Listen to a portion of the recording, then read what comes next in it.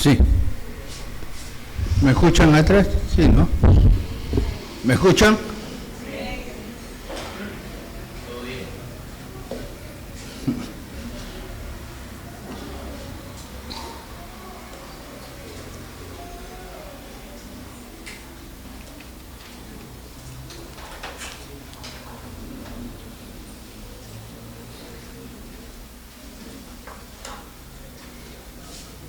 Buenos días ante todo. Buen día. Gracias. Sería bueno que un instante podríamos pararnos.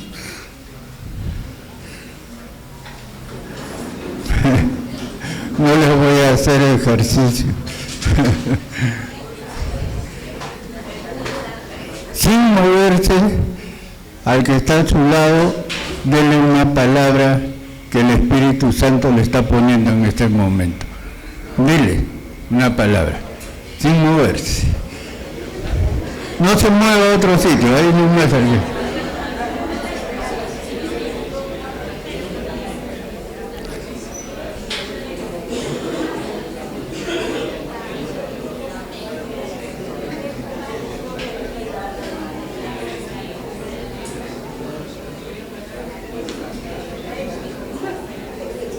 Amén.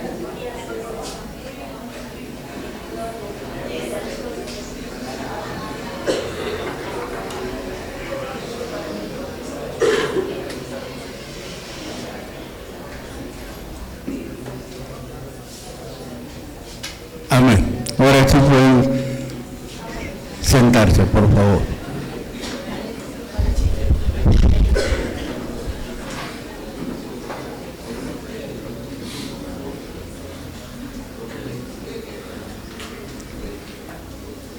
Pienso y creo que cuando nos dan una palabra o una frase que viene de parte de Dios, nuestro espíritu se alegra, se reconforta, porque sabemos que Dios tiene cuidado de cada uno de nosotros y está pendiente y sabe nuestras necesidades y nos anima. Por eso es importante cuando nos encontremos y saludemos con una palabra de parte del Señor. Digamos algo a nuestros hermanos, qué sé yo, bendiciones. Jesús es bueno.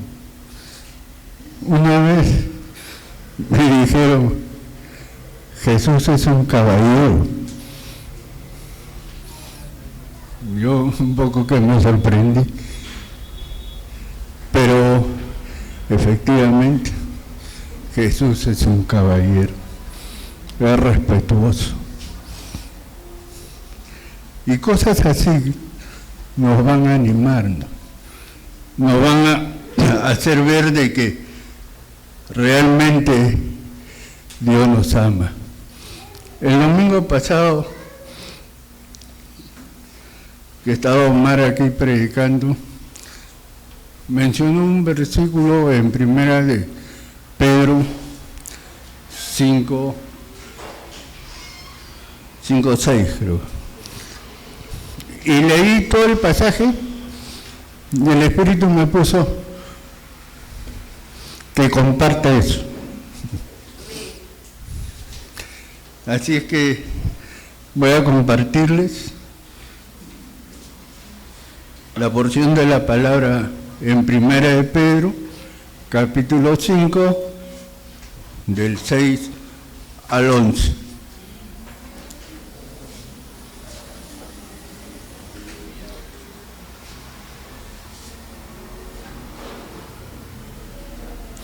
Yo lo tengo en una versión popular. Humíllense, pues, bajo la poderosa mano de Dios, para que Él los enaltezca a su debido tiempo. Dejen todas sus preocupaciones a Dios, porque Él se interesa por ustedes.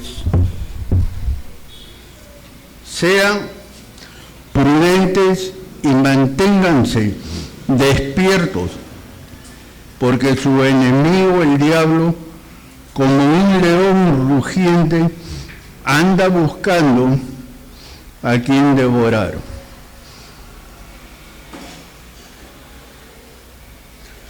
Resístanle, firmes en la fe, sabiendo que en todas partes del mundo sus hermanos de ustedes están sufriendo las mismas cosas, pero después que ustedes hayan sufrido por un poco de tiempo, Dios los hará perfectos, firmes, que en su gran amor nos ha llamado a unión con Jesucristo. A Él sea el poder para siempre, así será. Amén.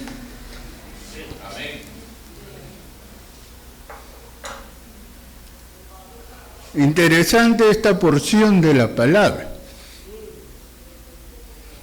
En principio, quiero manifestarles que esta carta fue escrita por el apóstol Pedro, más o menos en el año 60-65 después de Cristo. Se dice que estaba en Babilonia, pero no hay una confirmación. Se menciona que se dijo esto porque como había persecución por seguridad del apóstol, se menciona que estaba en esta ciudad. Pero la carta fue escrita para las provincias de Roma que estaban en la parte de Asia. El Imperio Romano, como sabemos, abarcó mucho el continente europeo y asiático. Entonces, había un emperador, Nerón, todos lo recordamos. Él quería renovar la ciudad y comenzó a incendiarla por partes, y la ciudad estaba destruida. Y el pueblo se incomodó y le echaba la culpa a Nerón. Y Nerón, muy astuto él, pensando en él, dijo, hay que echarle la culpa a alguien. Ah, ya sé, hay que echarle la culpa a los cristianos, que por culpa de ellos se está incendiando la ciudad. Y comenzó la persecución hacia los cristianos. El lugar específico es lo que ahora es Turquía, toda esa zona. Aún en este tiempo hay cuevas en cerros donde se escondían los cristianos. Algún día me gustaría conocer. Pero lo esencial e importante que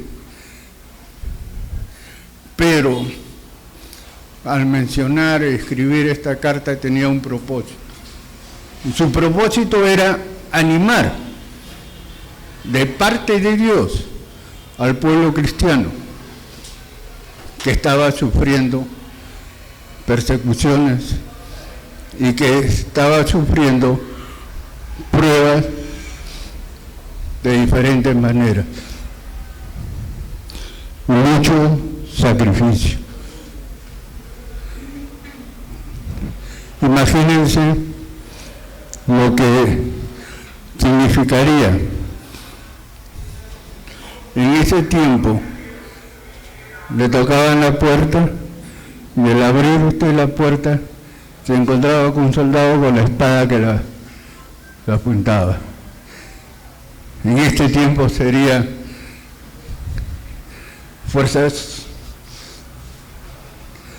militares de repente que nos toquen la puerta de nuestra casa y nos saquen con todo. Imagínense. Y es lo que ocurrió en un tiempo acá, en la época del terrorismo. Muchos hermanos pasaron en la presencia del Señor por no renunciar a su fe. Entonces, no quiero inculcarles temor, miedo, sino lo que está en la palabra, lo que está escrito, que realmente la vida del creyente, del cristiano, del Hijo de Dios, no es una vida color de rosa, es una vida de sacrificio, es una vida en la cual vamos a estar pasando pruebas constantemente. No es de que soy cristiano y ya todo viene por añadidura. Dios me va a dar todo. No. Y estoy convencido de algo.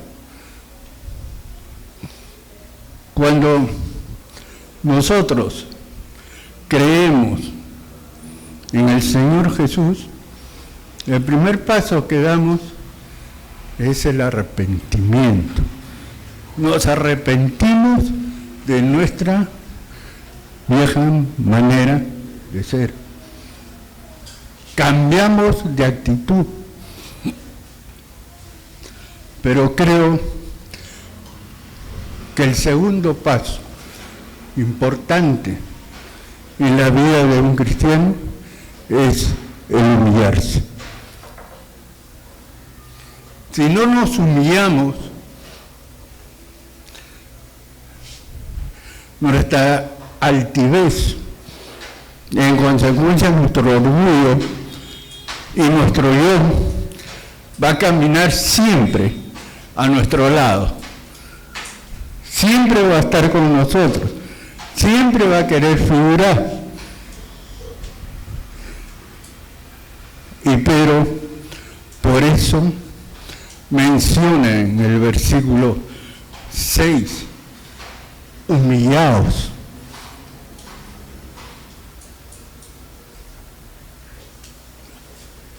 Humillar, según el diccionario, significa abatir el orgullo y altivez de alguien.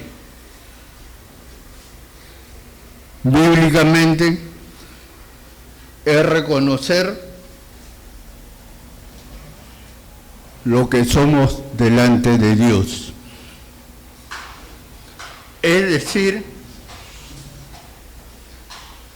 obedecer la palabra de Dios y vivir bajo su voluntad.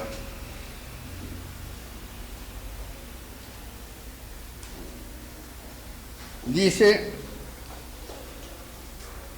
humillaos pues bajo la poderosa mano de Dios. Quiere decir que hay un reconocimiento a lo que es Dios desde el principio de nuestra transformación.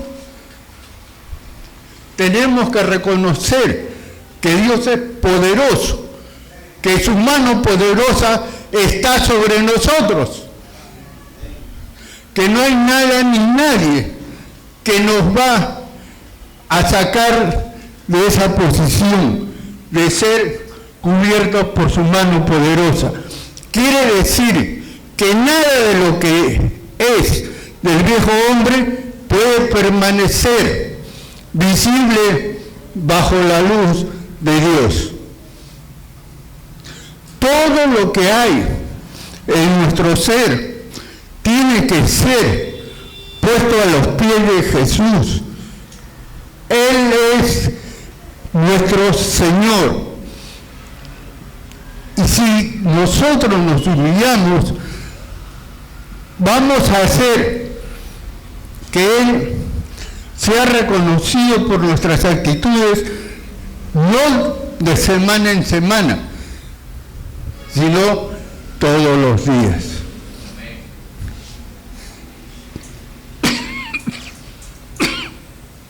Si todos los días nos arrepentimos, nos humillamos y reconocemos la mano poderosa de Dios, nuestra vida va a estar en buenas manos. ¿Sí o sí? Porque Dios va a tener cuidado de nosotros. Dios va a hacer que cada uno de nosotros pueda caminar de acuerdo a los principios que Él ha establecido y de acuerdo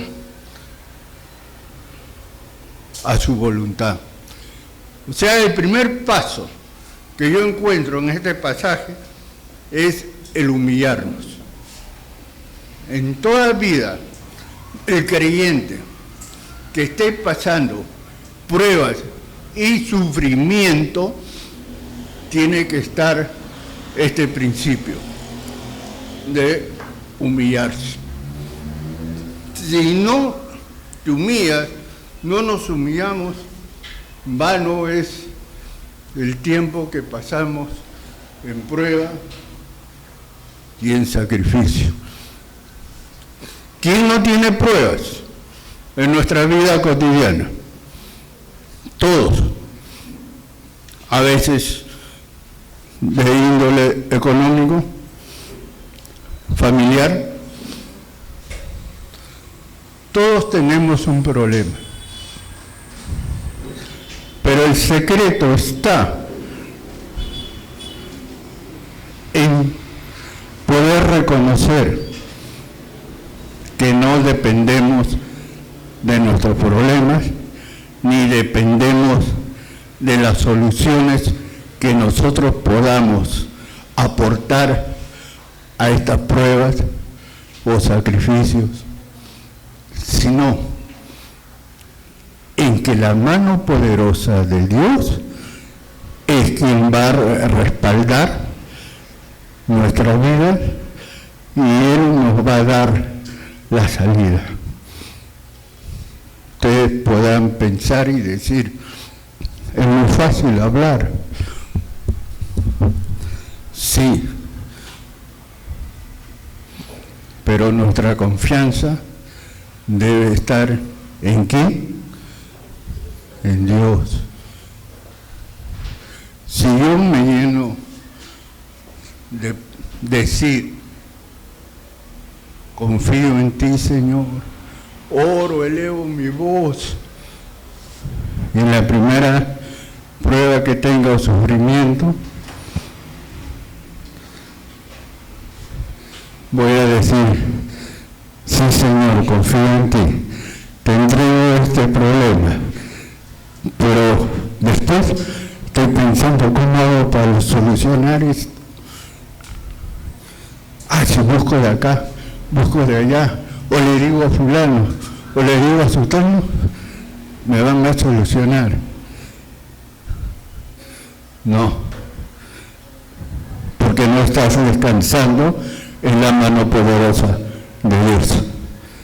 Estás descansando en tu criterio, en tu pensamiento, en lo que tú puedes hacer. Y vas logrando el guión, lo que yo hago. ¿Está claro? Entonces, paso que Dios nos da, nos pide, es humillar. La humillación tiene que estar en nosotros mismos si queremos que el yo no aflore. Nos pueden humillar, nos pueden decir mil cosas, pero nosotros, nuestra actitud no debe de ser de reacción malévola, de reacción orgullosa, sino de una reacción en mansedumbre y poniendo por delante el fruto del espíritu de dominio propio. Es decir, que sabemos cómo es el dominio de parte del espíritu y cómo nuestro carácter se sujeta al espíritu.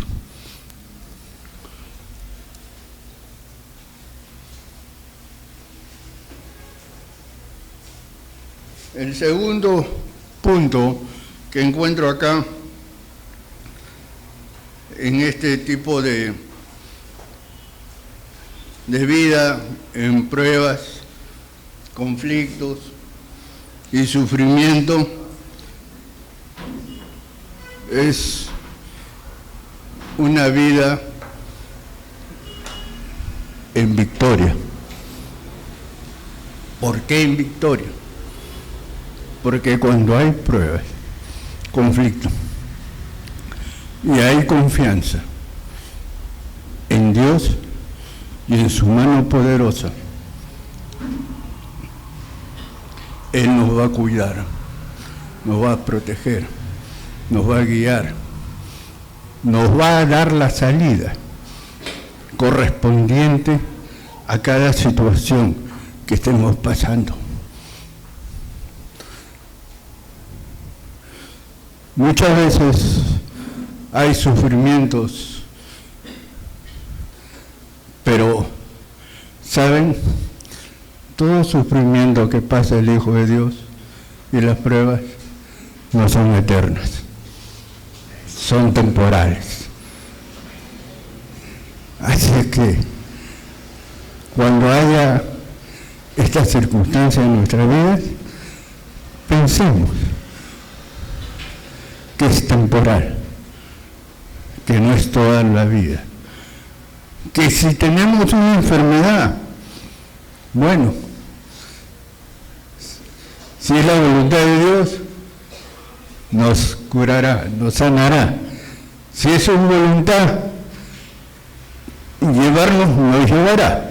Pero por ambas circunstancias es victoria. Amén.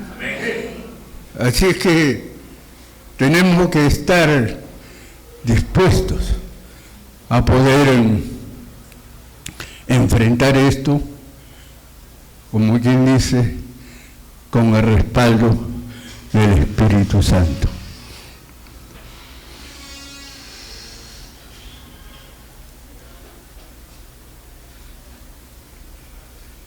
No sé si debo contarles esto, pero lo voy a hacer.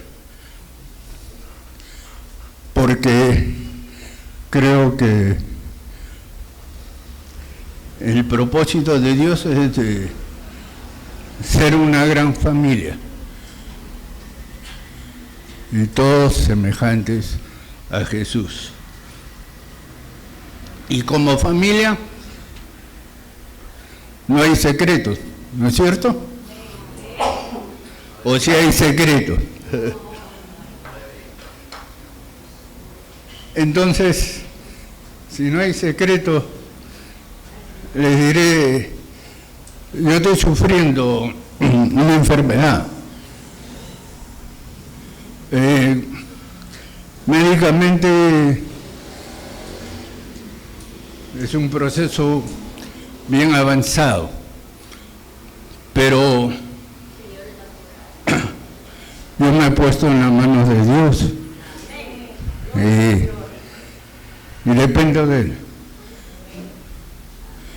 Si Él quiere, me sanará, si quiere, me llevará, pero Lo importante, tengo que cuidar mi relación y comunión con Él y con el pueblo. Amén. Así que les digo esto para que, si por ahí oran por mí, no hay problema. Bienvenido. ¿No? Bueno, continuamos. Entonces, siendo hijos de Dios y teniendo una gran familia, nuestras cosas tienen que ser transparentes, claras. Dios no es tinieblas, Dios no es oscuridad, Dios es luz. Y por lo que es luz, tiene que alumbrar donde llega un hijo de Dios. Llegue donde llegue, siempre va a alumbrar, siempre va a ser la luz que se necesita. Por lo tanto, hermanos, yo les ruego que entre nosotros no haya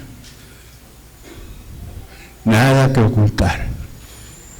Normalmente,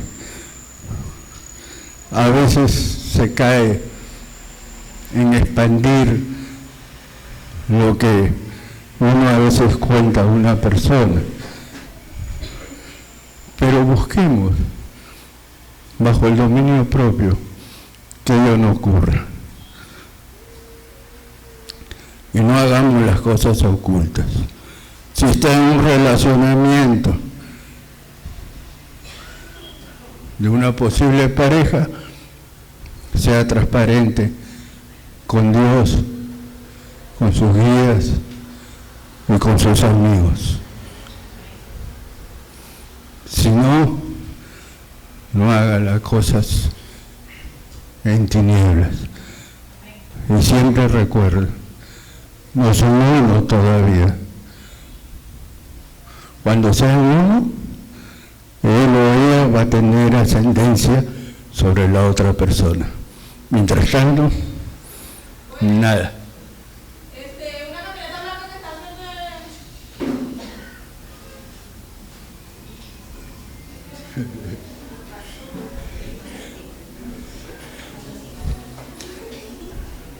Bueno,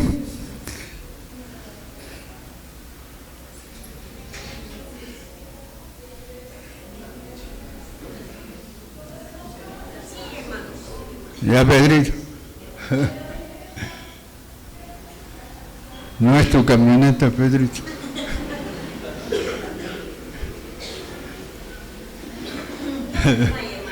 Bien, entonces, ¿por qué estas cosas que de repente suenan un poco fuertes? ¿Saben por qué?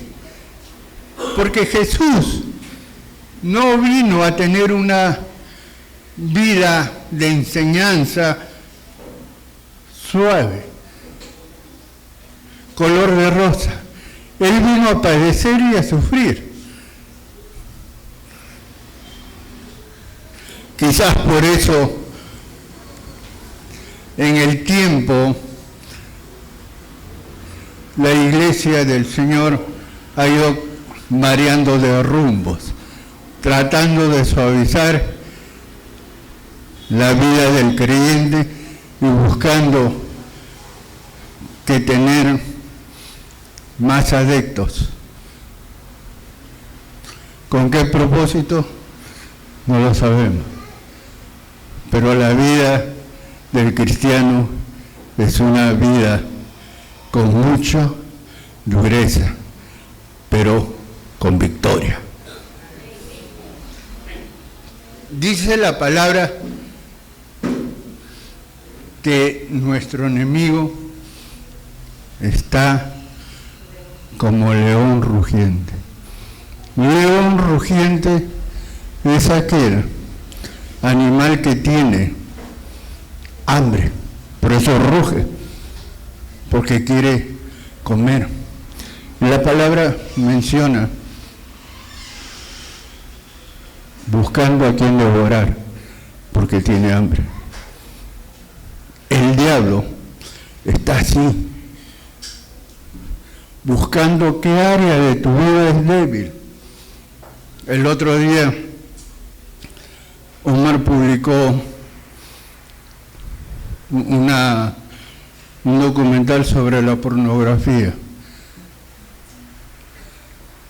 Y lo que me impactó era que creo que más del 90% de las personas han tenido acceso a la pornografía, de alguna u otra manera. Cuidemos, porque el diablo sabe cuál es tu área débil, cuál es nuestra falencia, y por ahí nos ataca. El Señor Jesús dijo que aún con los ojos adulterábamos, cuanto más con nuestra mente. ¿Y saben cuál es lo malo? Que se guarda en el corazón. Y cuando queda guardado en el corazón, no lo sacas, porque queda en tu depósito. ¿Y cuándo va a salir eso? Cuando se encienda la luz de ese depósito de oscuridad y entre el Espíritu a remover todo. Y ahí va a salir, ahí va a sacar. Es como un vaso de agua, le echas un poco de barro, con el tiempo el barro se va al fondo y encima queda el agua pura. Pero tú lo mueves y todo se combina. Igual es nuestra vida cuando nos inclinamos al pecado. La palabra nos dice, pelea con el diablo, ni reprende al diablo. La palabra dice, resiste al diablo. ¿Con qué? Con tu fe, con nuestra fe. Quiere decir, para que nuestra fe esté activa, todos los días tengo que humillarme, arrepentirme y reconocer la mano poderosa de Dios. ¿Amén? Solo así voy a poder resistir al diablo. Y él huirá. Él no dice que, la palabra no dice que pelees con el diablo. Resístelo con tu fe. Tuve un sueño, le contaba a Camuchita la semana pasada, a raíz de mi enfermedad.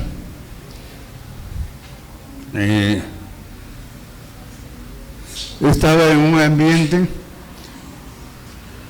con mi esposa y éramos atacados por el diablo. Y mi esposa era la que le hacía frente. Y yo estaba viendo todo. En un momento desapareció mi esposa. Y comencé yo a poderle manifestar las cosas al demonio este, de que vencido estaba, que soy hijo de Dios, que por su sangre fui comprado, con verdades. Y desapareció. Para mí fue una enseñanza, en el sentido de que mi enfermedad, porque fue por la enfermedad, yo la tengo que enfrentar con el apoyo de Dios. Amén. Pero lo importante, interesante, es que tenemos un gran respaldo. Y todo lo que podamos hacer tiene ese respaldo divino, espiritual, que viene de lo alto. Las palabras nos dicen, velad. Recordemos que Pedro, en esta carta ya se va viendo a un Pedro más maduro, un Pedro que es transformado por el Espíritu, a un Pedro que andaba con Jesús, un Pedro que acompañó a Jesús a una vigilia y no aguantó ni una hora. Jesús vino y le dice, está durmiendo, le encontró roncando a Pedro. No, Pedrito, no ronca Pedrito. Y no veló. Entonces, y hay varios pasajes, después Pedro niega 3 veces a Jesús. Una empleada de la taberna le dice, él es uno de ellos. Él dice, no, yo no lo conozco, salvando su integridad. Qué fácil es caer en las garras del enemigo. Y un Pedro violento. Les digo esto para que vean cómo Dios los cambió. Que cuando fueron a arrestar a Jesús, ¿qué hizo Pedro? Quiso ser torero. Cortó una oreja. Iracundo, violento. Y cómo Dios lo ha ido cambiando. Y acá encontramos ya un Pedro diferente. Y en la segunda parte, en la segunda carta, cuando lo lean van a encontrar un Pedro amoroso, que habla de la familia, del matrimonio. El velar es mantenernos en una constante comunicación y comunión con Dios. Y esto se logra a través de ¿qué? De la oración.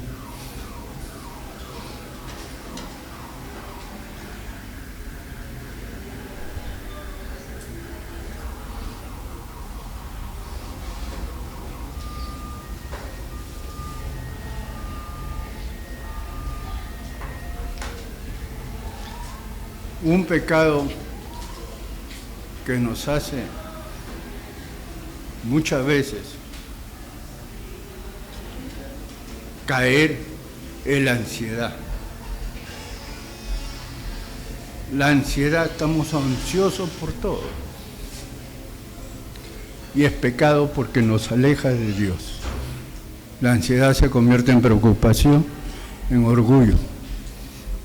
¿Dónde están los que se comen las uñas? Los que les tiemblan las rodillas. Es por ansiedad.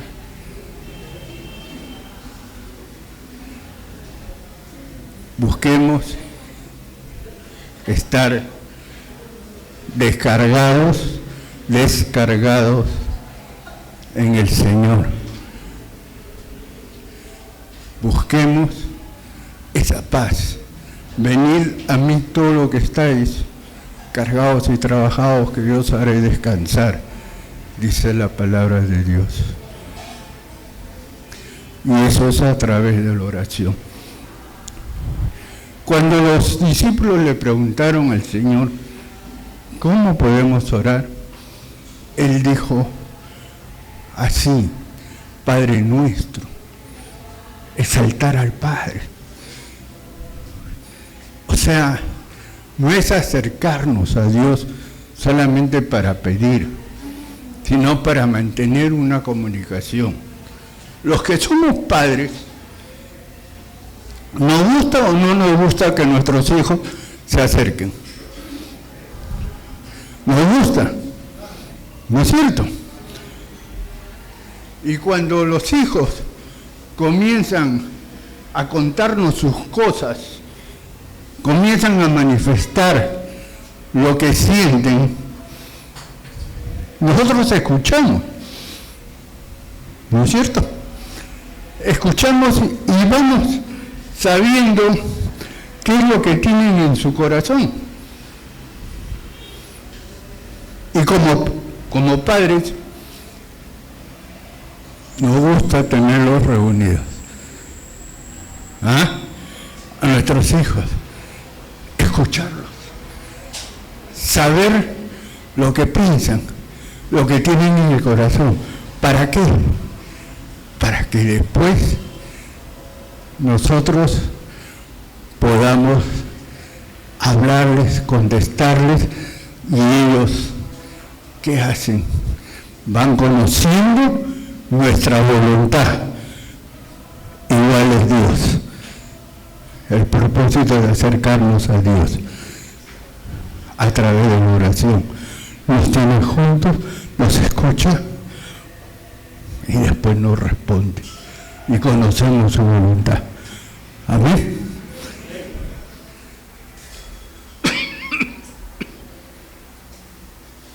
Entonces, la vida en el Señor es un caminar no perfecto, porque todavía estamos en este mundo, pero caminamos hacia la perfección. Caminamos hacia nuestra esperanza, que es ser como Cristo. Nuestra esperanza debe de ser estar en la mesa conjuntamente con Él. ¿Qué tal privilegio de que vamos a participar de esa cena en el día postrero? Porque tenemos un sitio que Él nos está reservando. Yo quiero estar, tú quieres estar, comportémonos como es digno de todo hijo, en rectitud, sabiendo que nuestra esperanza se va a cumplir. Dios es Dios, no hay nada después de Él, no hay nada que no pueda ocupar su lugar. Busquemos. Yo en este tiempo puedo hacerlo, estoy descansando, pero la verdad que a veces quiero volver a manejar, lo voy a hacer, pero tengo tiempo para poder estar con Él. Así es que si me quieren llamar, me llaman nomás, no hay problema, para conversar. Plata no tengo.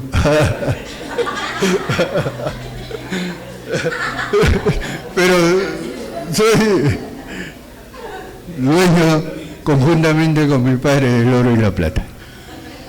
Dios me los bendiga y nos guarde, y estaremos siempre atentos a lo que Dios quiere como cuerpo para nosotros. Amén. Vamos a orar. Señor, te damos gracias porque tú eres soberano. No hay nada ni nadie comparable a ti. Gracias por tu gran amor. Gracias por tu misericordia. Gracias por enseñarnos que tú eres Rey por enseñarnos tus principios, porque anhelamos, Señor, en un momento estar ante tu presencia, aprobados. Gracias, Señor, porque queremos andar firmes y rectos delante de ti. Toma el control de nuestras vidas, de mis hermanos aquí presentes. Y te ruego y te suplico, Espíritu Santo, que redargullas los corazones y quites toda carga, toda enfermedad, en tu santo y glorioso nombre. Amén. Bien, vamos a tomar la cena. ¿Ya?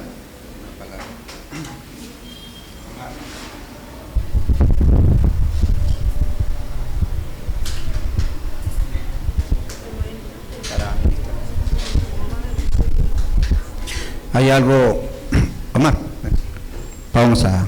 Dios me ha puesto en mi corazón, en mi espíritu. Hay algo que debemos discernir, que es lo que Dios quiere con nosotros. Y es algo muy importante que a nosotros nos está pasando. La palabra dice que nosotros tenemos que ser humildes y sencillos.